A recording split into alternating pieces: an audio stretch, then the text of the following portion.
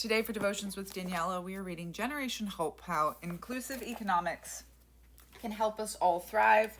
I'm reading this myself a little bit at a time every day for my process of deconstructing all the bad stuff. And if you would like a copy, you can get them here.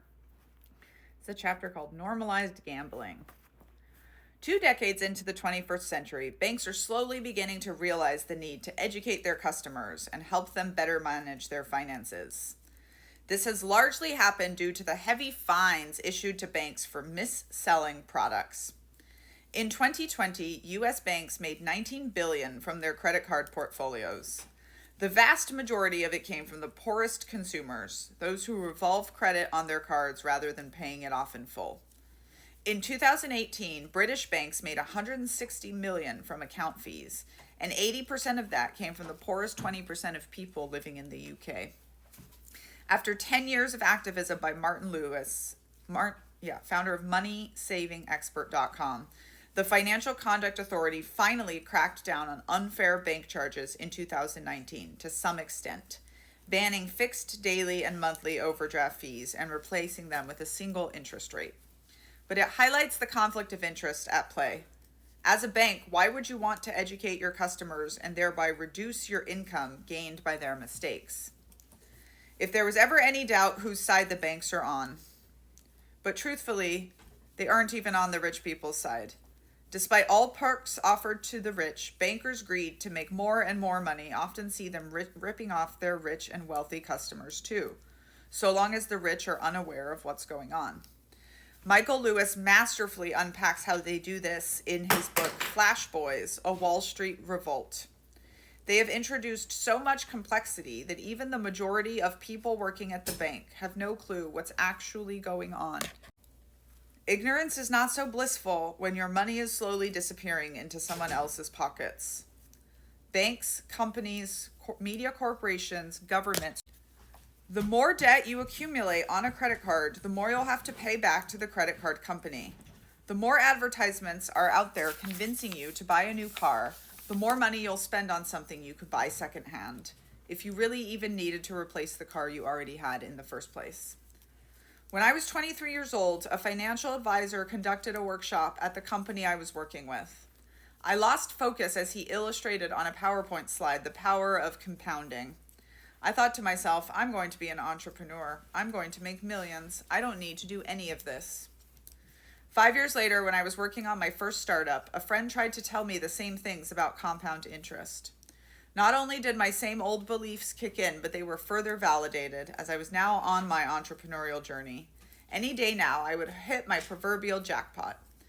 Another 8 years later, after multiple startups and some exits, but no millions, I paid for an expensive financial course. And guess what? I was told exactly the same thing.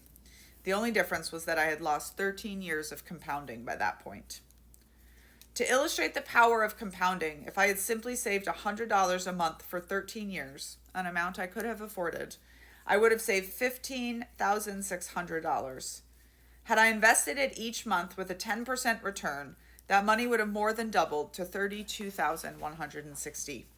In another 13 years, without any further investment, it would become $117,370. So at just $100 a month, I lost over $85,000 over 13 years. It gets worse. Add another 10 years without any further investments, and I would have had $300,725 compared to the $87,058 I had by starting 13 years later.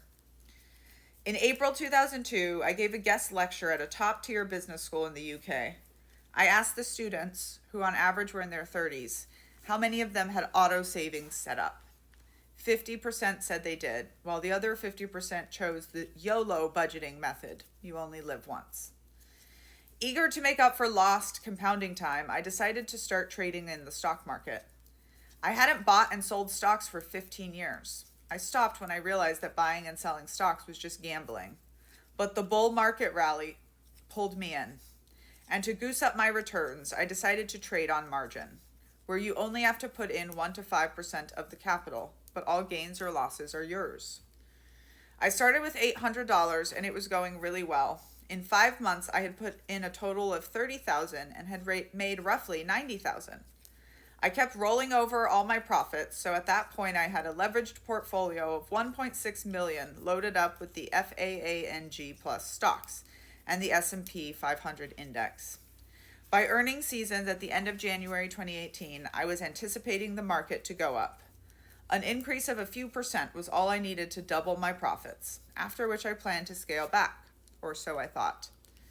It was also at this point that the Fed started hiking interest rates and Trump was raising tariffs against China. The markets were jittery, and despite companies posting results that beat expectations, everything went down. I was all in and got completely wiped out. When you margin trade, you can lose more than the money you put in. Luckily for me, that wasn't the case. I lost all that I put in, but not anymore.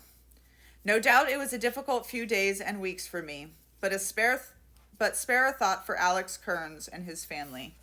Kearns, a 20-year-old college sophomore who was trading with Robinhood, died by suicide in June 2020 after thinking he had a negative 730,165 cash balance on Robinhood.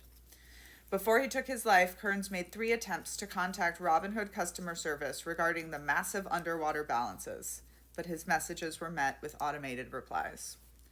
Turns out it was an error. The day after Alex did what he did, Robinhood sent another automated email suggesting the trade had been resolved and he didn't owe any money. The email read, "Great news. We're reaching out to confirm that you've met your margin call and we've lifted your trade restrictions. If you have any questions about your margin call, please feel free to reach out. We're happy to help." In a lawsuit settled a year later, the family claimed that Robinhood employed aggressive tactics and strategy to lure inexperienced and unsophisticated investors, including Alex, to take big risks with the lure of tantalizing profits. In the end, the Industrial Regulatory Authority ordered Robinhood to pay about $70 million in fines and restitution to harmed customers, the largest penalty ever handed down by the regulator. But surprise, surprise, Robinhood neither admitted nor denied the charges. As a parent with young kids, my goal is to teach my kids what I've learned from decades of financial misadventures. But it's not easy. I'm up against our economic system, the rest of society, and our literally millions of years of monkeynomics. This is undoubtedly why people are scared of money, and some even believe that it's evil.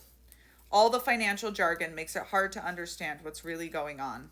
So we are simply taught that we need money for food and a roof over our heads. To do that, we cling on to something we think is secure and stable, a job. And perhaps the story about how that job will make everything work out in the end. And many times, it's a job we dislike. A large part of our society relies on this rat race and has normalized it as though there are no other options.